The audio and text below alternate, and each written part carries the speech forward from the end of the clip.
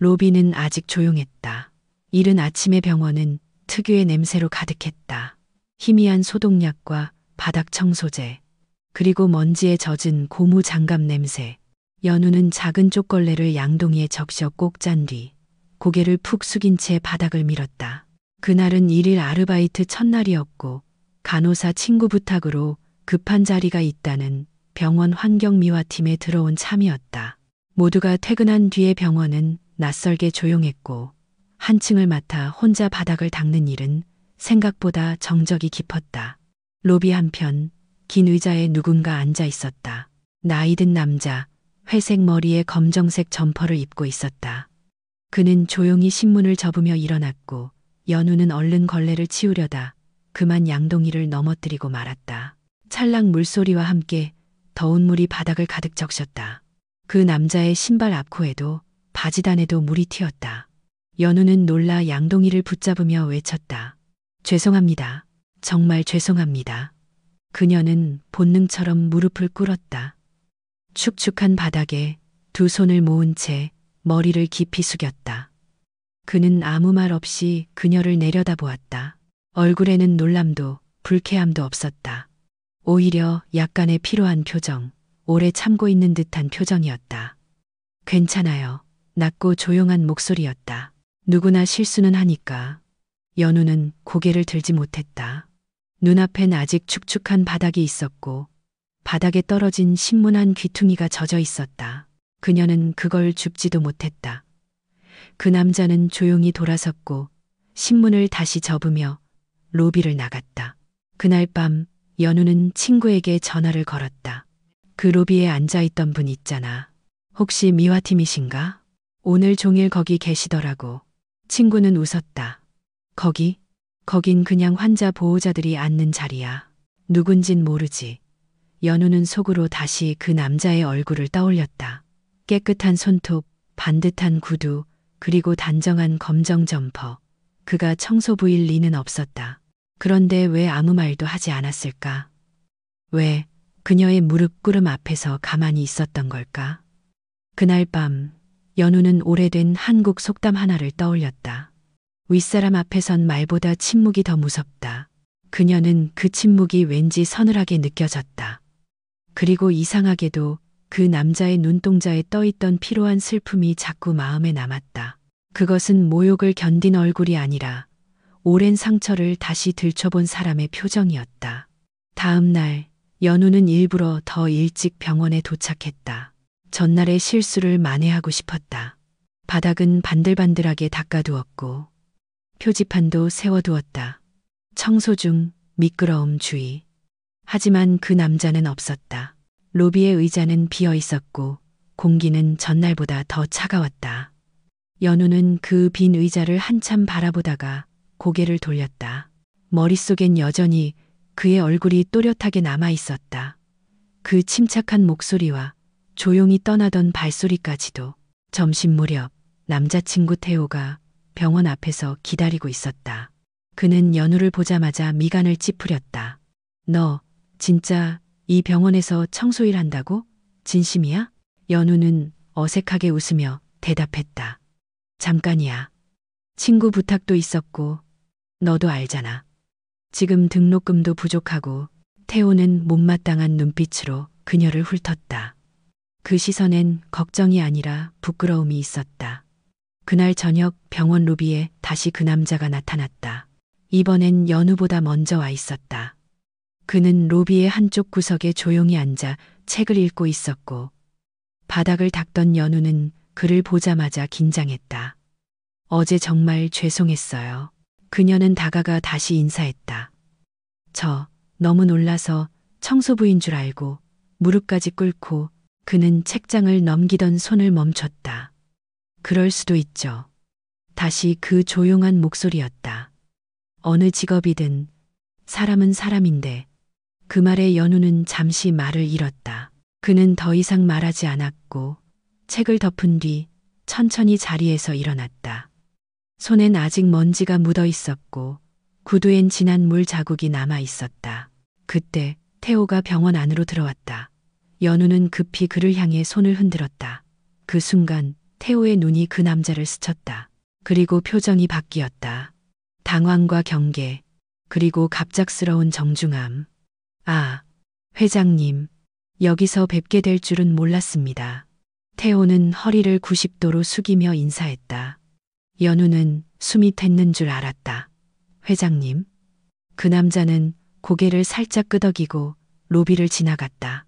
그의 발소리는 어제처럼 조용했고 복도엔 다시 침묵이 내려앉았다. 태호는 한참 동안 입을 다물지 못하더니 연우를 향해 날카롭게 물었다. 너 그분이 누군지 몰랐어? 몰랐어. 어제 그냥 앉아 계시길래. 너 혹시 무례한 말 한 거 아니지? 아니야, 미안하다고만 했어. 태호는 한숨을 쉬며 연우를 한참 동안 바라보다가 중얼거렸다. 진짜 하필 그분에게. 그날 밤 연우는 스스로에게 물었다. 무릎을 꿇은 건 나였는데 왜 죄송한 건 나만인 걸까? 그리고 또 한 번 그 남자의 말이 떠올랐다. 사람은 사람인데. 그 말은 단순했지만 깊은 울림이 있었다. 한국 사회에서 여전히 남아있는 직업에 대한 편견, 무심코 내뱉는 말들 속에 담긴 판단들.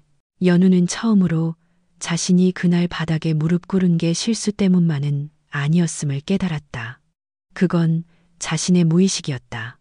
청소부는 낫다고 여겼던 작고 깊은 오만함. 며칠이 지나고 연우는 태호의 말투에서 무언가 바뀐 것을 느꼈다. 예전처럼 다정하지 않았다. 사소한 말투에도 딱딱한 단어가 섞였고 그녀의 말에 자주 침묵하거나 대꾸를 피했다. 병원 앞에서 만나는 횟수도 줄었다. 그는 더 이상 점심을 같이 먹자고 하지 않았고 전화를 해도 받지 않거나 짧게 끊었다. 요즘 왜 그래? 연우가 조심스럽게 물었을 때 태호는 짧게 대답했다. 아무것도 아니야. 그냥 바빠서 그래. 하지만 그의 눈은 이미 식어 있었다. 그 눈동자엔 어색한 거리감이, 말끝엔 피곤한 변명이 묻어 있었다. 그리고 어느 날 저녁, 연우는 태호의 어머니를 우연히 병원 로비에서 마주쳤다. 단정한 트위드 재킷에 진주 귀걸이를 한 여인은 연우를 위아래로 훑어보며 말했다. 이 병원에서 청소 일한다고 들었어요? 네, 잠깐 아르바이트예요. 친구 부탁도 있었고. 그녀는 연우의 말을 끊었다. 그 친구 참 대단하네요. 남의 미래를 이렇게 바꿔놓을 줄 알고. 그리고는 짧게 웃었다. 그 웃음은 냉소보다 차가웠다. 연우는 말없이 고개를 숙였다. 그 말 한마디로 그녀가 어떤 틀에 갇혀 있는지 또렷이 느꼈다. 무릎 꿇은 기억이 다시 떠올랐다. 그 남자의 침묵, 그의 구두에 튄 물자국, 그녀의 두 손이 닿았던 차가운 바닥. 한국에선 직업보다 배경이 먼저다. 그 배경이 흔들리면 사람의 눈빛도 바뀐다. 이건 단지 청소 아르바이트의 문제가 아니었다. 이건 그 남자의 정체를 몰랐던 그녀의 무지와 그 무지가 만든 인상 때문이었다. 며칠 뒤 태호는 결혼 얘기를 꺼냈던 카페에서 그녀를 불러냈다. 테이블 위엔 커피 두 잔과 차가운 침묵이 놓여 있었다. 우리 잠깐 거리 두는 게 좋을 것 같아. 그는 눈을 피하며 말했다. 왜? 연우는 조용히 되물었다. 그날 이후 계속 어색하잖아. 그리고 솔직히 우리 어머니도 좀 반대하시고. 그는 말을 흐렸다가 덧붙였다. 아무래도 배경이라는 것도 좀 고려해야 하잖아. 그녀는 그 말을 들으며 눈을 감았다. 배경, 그 단어 하나가 그가 말하지 못한 모든 이유를 대신했다. 그 순간 그녀는 더는 태호를 사랑할 수 없음을 알았다. 사람이 아닌 배경을 사랑하는 사람에게는 어떤 말도 닿지 않는다는 것을. 그는 그녀의 손을 한 번도 잡지 않았다. 그저 어색하게 일어났고 고개만 살짝 끄덕였다. 그가 사라진 뒤 그녀는 테이블에 손을 얹고 앉아 있었다. 손끝이 유난히 시렸다. 창밖엔 가을비가 얇게 내리고 있었고 커피는 식고 있었다. 한국의 전통 중 하나는 차가 식기 전에 말하라는 말이 있다. 기회도 진심도 차처럼 너무 늦으면 의미가 없다. 그녀는 차가운 커피를 바라보며 그 말의 의미를 새삼 실감했다. 병원 로비의 공기가 달라졌다. 그날은 병원 창립 기념일이라 직원들이 모두 약간 들떠 있었고 복도에는 꽃바구니와 화환이 놓였다. 연우는 여전히 같은 복장을 입고 같은 자리에 있었다.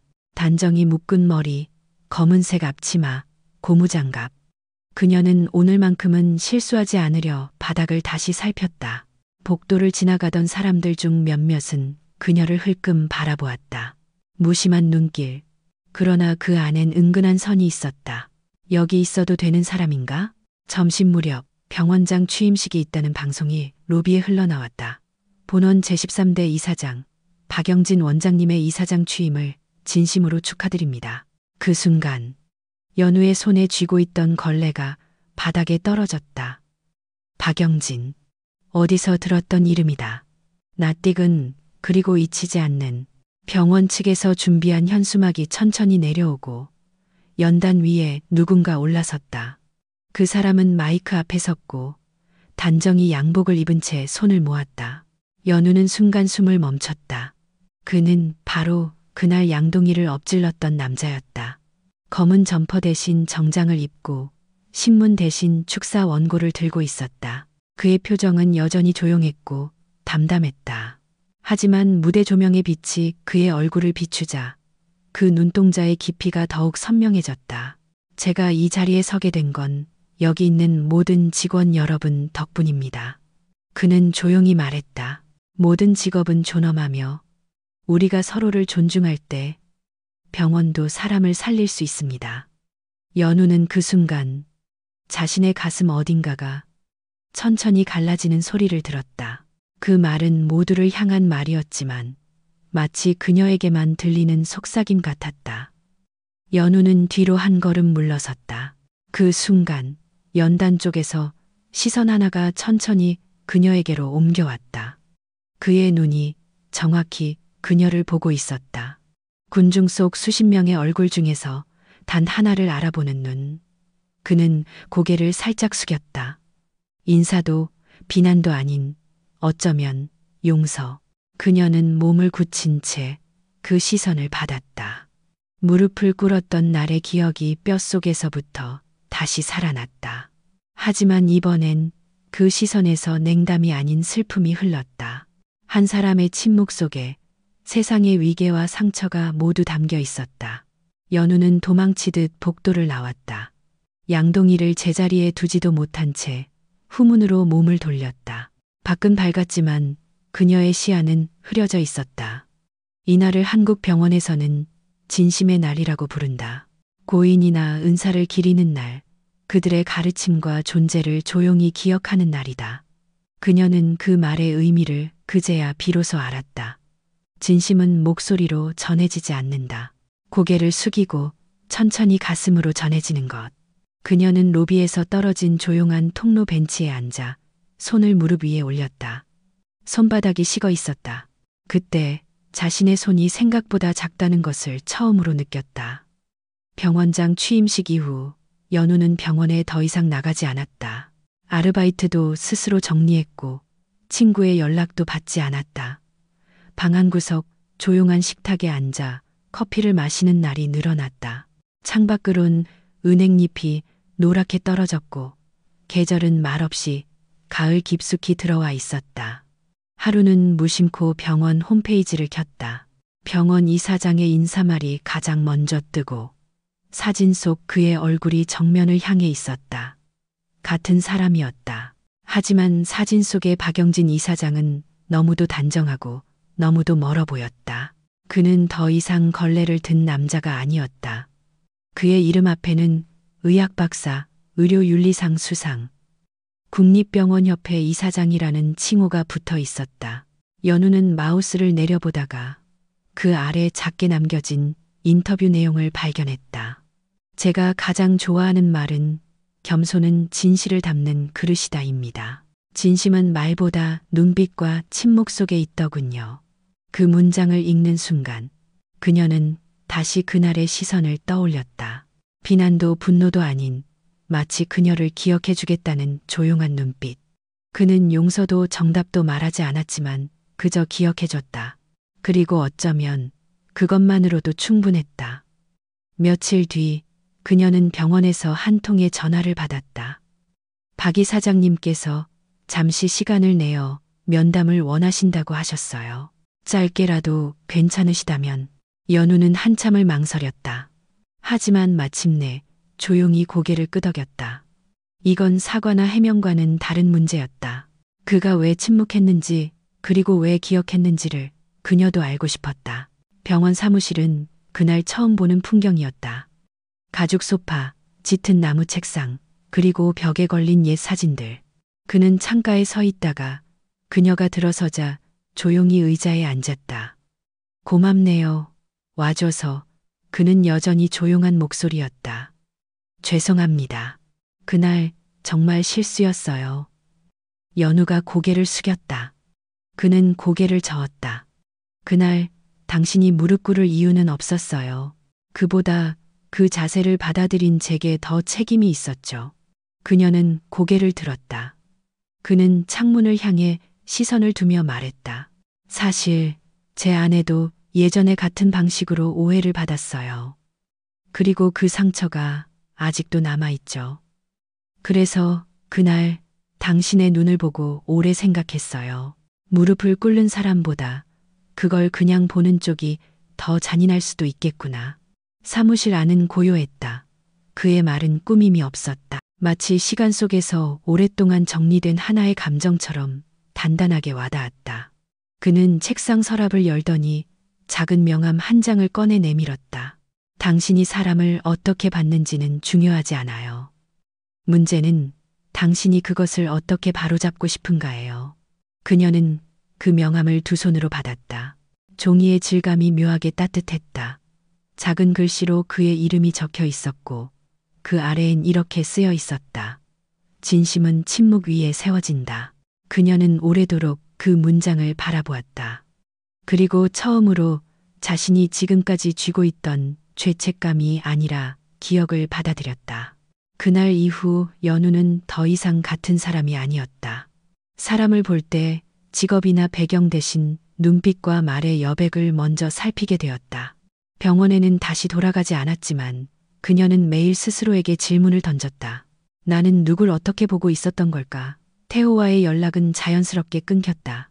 그의 마지막 메시지는 짧았다. 미안해. 서로 더 좋은 사람 만나자. 그 말에서 진심이 느껴지지 않아 오히려 마음이 편했다. 그는 끝까지 그녀가 아닌 상황을 정리하고 있었다. 며칠 후 연우는 우편함에서 낯선 봉투 하나를 발견했다. 병원 로고가 찍힌 고운 회색 봉투였다. 안에는 병원장실의 감사장과 함께 짧은 손글씨가 적혀 있었다. 사람을 제대로 보는 눈은 결국 자신을 보는 눈입니다. 박영진. 그 문장을 가슴에 담고 연우는 혼자 강변을 걸었다. 바람이 불었고 얇은 스카프가 목을 스쳤다. 옛날엔 무심하게 지나쳤던 노점의 어르신도, 택시에서 내리는 허리를 굽힌 노인도 오늘은 다르게 보였다. 그들은 다 어떤 시간을 지나온 사람들이었다. 그날 저녁 집에 돌아와 앨범을 꺼냈다. 어머니가 청소일을 하던 시절 고무장갑을 낀 채 웃고 있는 사진. 초등학교 앞에서 늘 같은 자리에 있던 자전거 노점 아주머니의 사진. 연우는 그 사진들을 한 장씩 넘기며 오래 머물렀다. 이제야 보였다. 그들의 얼굴에 있던 피로와 생명력, 그리고 자존심. 한국의 옛말 중에 모르는 척은 해도 모르는 사람은 되지 말라는 말이 있다. 연우는 자신이 그 경계에서 오랫동안 흔들렸음을 알았다. 눈앞의 사람을 모르는 사람처럼 대했던 순간들. 그리고 그 무지의 끝에 있었던 고개 숙인 자신. 며칠 뒤 동네 작은 도서관에서 봉사 공고를 보았다. 장애인 프로그램을 돕는 보조 강사 자리였다. 그녀는 지원서를 썼다. 그리고 마지막 칸 지원 동기란에 짧게 적었다. 사람의 가치는 자세에 있습니다. 무릎을 꿇는 것보다 더 중요한 건 그 다음에 일어나는 방식입니다. 그녀는 제출 버튼을 누르고 나서야 미소를 지었다. 조용하지만 확실한 변화였다. 그녀는 누군가의 구두에 튄 물을 기억했고 그 사람의 침묵을 가슴에 새겼다. 이제 그 기억이 누군가를 다시 바라보게 만드는 힘이 되었다. 그 밤 창가에 앉아 명함을 다시 꺼내 보았다. 아직 그 종이에 온기가 남아있는 듯 했다. 진심은 침묵 위에 세워진다. 그 문장이 이제는 외롭지 않았다. 초겨울이 되었다. 바람은 매서웠지만 하늘은 유난히 맑았다. 연우는 병원 근처 카페에서 따뜻한 유자차를 마시며 다시는 보지 않을 줄 알았던 이름 하나를 바라보고 있었다. 박영진 이사장 퇴임 예정. 작은 뉴스 기사였다. 병원 관계자에 따르면 이사장은 다음 달을 끝으로 공식 직책에서 물러날 예정이라는 소식. 그는 아무런 공식 인터뷰 없이 조용히 퇴임을 선택했다고 했다. 연우는 오래된 마음 한편이 조용히 움직이는 것을 느꼈다. 그의 침묵, 그의 시선, 그리고 책상 위에 올려졌던 명함. 모두 말은 없었지만 자신에게 남긴 울림은 시간이 지날수록 더 커지고 있었다. 며칠 후 그녀는 조심스럽게 병원을 다시 찾았다. 사무실 문을 노크했을 때 낯익은 목소리가 안에서 들렸다. 들어오세요. 박영진은 이전보다 조금 더 수척해졌지만 여전히 정돈된 차림과 부드러운 미소를 지니고 있었다. 그는 손짓으로 자리를 권했다. 다시 오셨군요. 한번 꼭 인사드리고 싶었어요. 그는 천천히 고개를 끄덕였다. 여기 앉은 것도 이번 주가 마지막입니다. 창밖으로는 느릿한 구름이 흘러가고 있었다. 그녀는 가방에서 작은 봉투 하나를 꺼냈다. 그 안엔 자필로 쓴 편지 한 장이 담겨 있었다. 떨리는 손으로 내밀자 그는 천천히 받아들었다. 그는 편지를 펼치지 않았다. 그저 두 손으로 조용히 봉투를 감쌌다. 감사합니다. 사람의 마음은 편지보다 손에 더 오래 남는 것 같아요. 그 말에 연우는 눈시울이 붉어졌다. 그러나 눈물은 떨어지지 않았다. 그녀는 손등으로 살짝 눈가를 누르고 마주 앉은 그를 바라보았다. 그날 제가 꿇었던 무릎, 사실은 부끄러움보다 죄송함이 컸어요. 그런 자세는 기억으로 남죠. 그는 조용히 대답했다. 하지만 난 당신이 그 다음에 어떻게 일어났는지를 더 기억해요. 그 말에 연우는 가만히 고개를 끄덕였다. 저도 그날 이후로 세상을 다르게 보기 시작했어요. 그게 우리가 배울 수 있는 유일한 방식이죠. 누군가의 기억 속에서 나를 다시 보는 것. 창밖의 햇살이 사무실 안으로 스며들었다. 그는 한참을 바라보다가 작게 웃었다. 사람이 가장 외로울 때는 누군가가 나를 모른 척할 때가 아니라 나 자신이 나를 모를 때입니다. 저도 그랬던 것 같아요. 오래도록요. 그는 연우를 향해 손을 내밀었다. 악수가 아니라 그저 온기를 전하듯 내미는 손. 그녀는 두 손으로 그 손을 받았다. 그날 당신이 무릎 꿇은 자리가 지금의 자리가 될 줄은 몰랐겠죠. 아마도요. 하지만 이제는 무릎을 꿇은 내가 부끄럽지 않아요. 그는 고개를 끄덕이며 마지막으로 말했다. 사람은 다시 볼 수 있는 눈을 가질 때부터 어른이 됩니다. 연우는 그 말을 오래도록 가슴에 새겼다. 그 침묵과 그 손끝, 그리고 그 눈빛은 평생 지워지지 않을 것이다. 며칠 뒤 박영진 이사장의 퇴임식은 따로 열리지 않았다. 그는 병원 게시판에 짧은 고별사를 남겼을 뿐이었다. 사람은 사람으로 남는 것이 어렵습니다. 그래서 저는 지금 사람으로서 떠나고자 합니다. 그동안 고마웠습니다. 연우는 조용히 그 게시글을 스크린샷해 두었다.